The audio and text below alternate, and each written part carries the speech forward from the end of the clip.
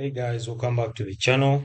In this video, I'll show you how to play multiplayer in Block Crazy Robo World. So quick one guys, first of all, go ahead and tap on the game. Okay. Now, to play this, just go ahead and tap on this settings icon. You just need to tweak a few settings so the option is enabled. Then click on this gear icon, then choose settings. Once you choose settings, you then wait for it to finish up loading up. Then it will then go ahead and open up the settings over here. Now what you want to do is quite simple. Just come over here to Roblox Plus. So once you come to Roblox Plus, make sure that you've unlocked this over here.